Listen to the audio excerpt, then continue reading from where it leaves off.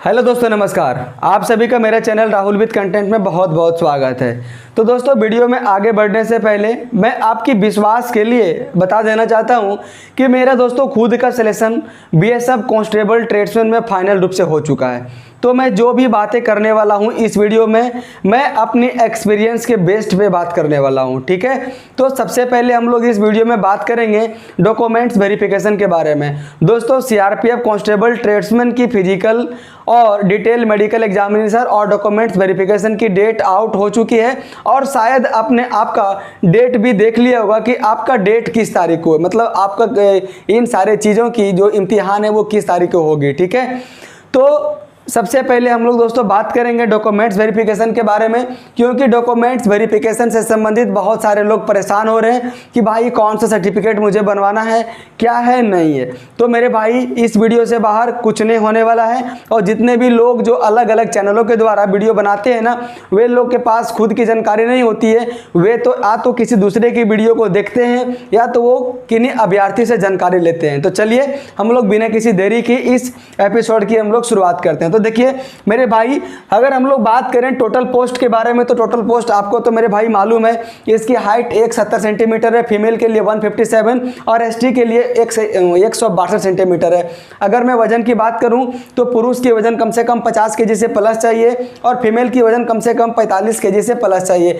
Trade test के मेरे भाई अगर मैं बात करूं इसमें तो टोटल 50 नंबर का ट्रेड टेस्ट होगा। इसमें से मेरे भाई 25 नंबर का आपको प्रैक्टिकल कराया जाएगा और 25 नंबर की क्वेश्चन पूछा जाएगा। इसमें से दोनों में से आपको 10-10 नंबर गेन करने हैं, मतलब टोटल 20 नंबर गेन करने। अगर आप इसे ज़्यादा भी नंबर को गेन करते हैं तो कोई फायदा होने वाली बात नहीं है, क्योंकि मात्र एक क्वालिफाइड नेचर की रहने वाली है। वहीं अगर मैं दोस्तों बात करूं फिजिकल के बारे में, तो आप देख लीजिए driver, motor mechanic, gardener, painter, carpenter, cobbler और ट्रेलर से अगर आप फॉर्म को फिलअप किए हैं मेरे भाई, तो आपकी 5 किलोमीटर की दौड़ होगी 24 मिनट में, अगर आप पुरुष हैं तो। वहीं अगर आप महिला हैं तो आपकी बात 1600 मीटर की दौड़ होगी, ये उसे मतलब 8 मिनट 30 सेकंड में। वहीं अगर आप bugler, cook, water carrier, barber, hairdresser, washerman और सफाई कर्मचारी से अगर आपने फॉर्म को फिलअप किया है तो आपकी दौड़ मात्र 1600 मीटर की होगी, वो भी 10 मिनट का, ठीक है। और अगर आप फीमेल कैटेगरी से हैं तो आपकी दौड़ 1600 मीटर की होगी और आपको 12 मिनट की पर्याप्त समय दिया जाएगा, ठीक है।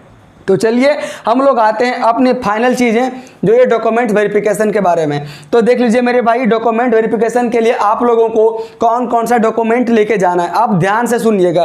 देख लीजिए, आपके पास आधार कार्ड होना चाहिए और आधार कार्ड वही होना चाहिए जिस आधार कार्ड में आपकी परफेक्ट डेट ऑफ बर्थ लिखा हो। जैसे मान के चलो कि अगर मेरा जन्म हुआ है 9 अक्टूबर 1998 में, तो मेरे पास ऐसा आधार कार्ड होना चाहिए जिसमें जैसे उसमें लिखा हो 9 अक्टूबर 1998।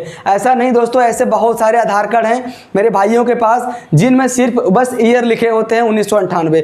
चाहे तो ऐसे बहुत सारे जो ये डॉक्यूमेंट है जिनमें नाम मतलब ये स्पेलिंग उसमें ये गलत है, चाहे तो पापा के नाम की स्पेलिंग में गलत है, चाहे तो खुद के नाम की स्पेलिंग में गलत है। तो प्लीज़ आप ऐसे डॉक्यूमेंट्स को लेकर ना जाएं जिसमें आपके नाम की स्पेलिंग गलत है ना।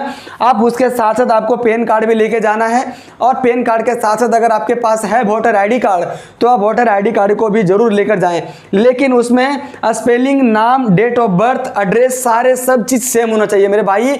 उन लोग को बाहर करने में कुछ नहीं जाता है ना, लेकिन आपकी करियर के ऊपर ये तो धब्बा पड़ जाएगी।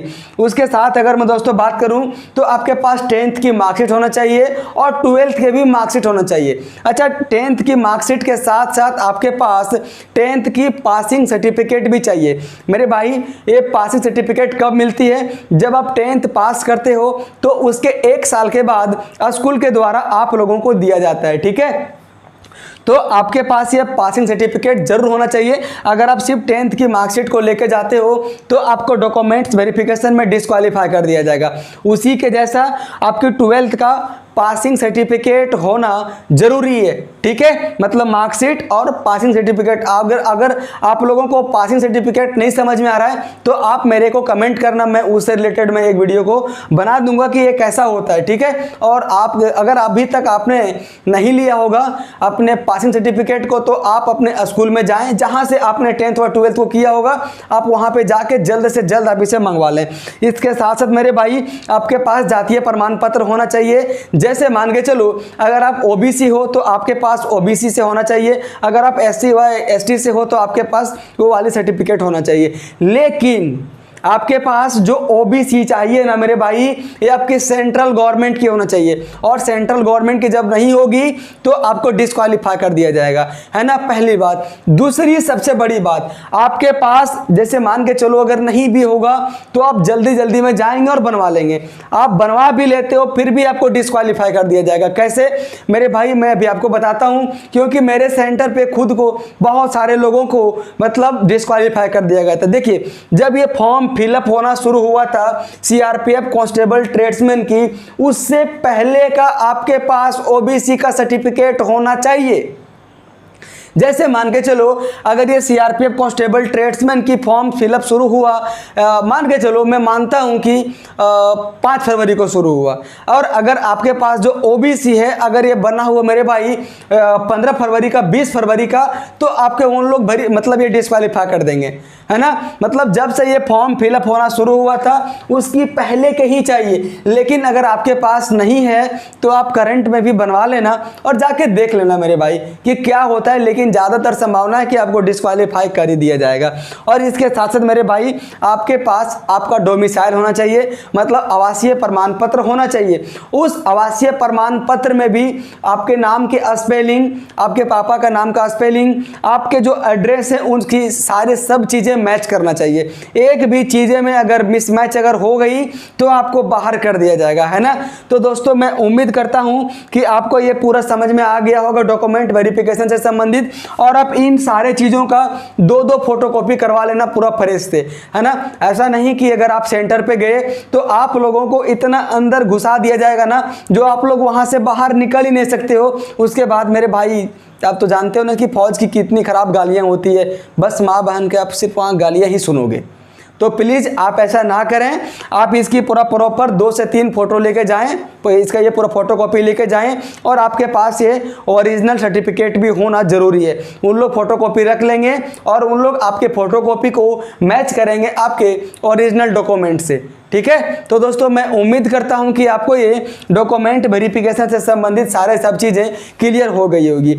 अगर आपको थोड़ी सी जानकारी जब आप लेना चाहेंगे कि मेरे भाई डिटेल मेडिकल एग्जामिनेशन में क्या क्या चेकअप होती है, कैसे क्या होता है, तो आपके लिए नेक्स्ट वीडियो रहेगा, है ना। मैं उस वीडियो में मैं अपने एक्सपीरियंस के बेस्ड पे कि मेरा क्या क्या मेडिकल टेस्ट हुआ था, कैसे होता है, कितने दिनों का समय लगता है, कितने लोग रहेंगे और किन किन चीज़ों में डिस्क्वालीफाई किया जाता है, आप उस चीज़ के बारे में ज़रूर आप देख लेना मेरे भाई वीडियो को।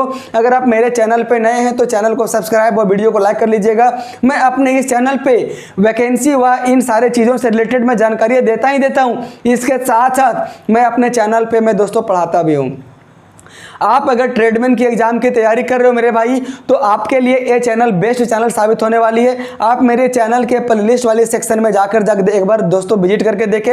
मैं वहाँ पे सिस्टमेटिकली चैप्टर वाइज मैथ्स को मैं धुआं में कर दिया हूँ। और मैथ्स ऐसा नहीं कि मैं पूरा कैलकुलेटिव तरीके से मैं पढ़ाता हूँ, मैथ्स आपकी नज़रिया को चेंज कर देगा, सोचने व समझने की व सॉल्यूशन करने की। इसके बाद दोस्तों आप अपनी छाती को ठोकोगे और बोलोगे कि मैथ्स अब आपके जीवन में बाधा कभी नहीं आएगी। ये मैं दोस्तों मैं अपनी चैलेंज के साथ में कहना चाहूँगा, ठीक है। तो ये मेरा मेहनत है, ये मेरा हार्डवर्क है, और मैंने अपने उस मेहनत और मैंने उस हार्डवर्क को आप सभी के सामने मैं दोस्तों मैं पेश किया हूँ, ठीक है। तो चलिए हम लोग इस वीडियो को यहीं पे एंड करते हैं। Thank you.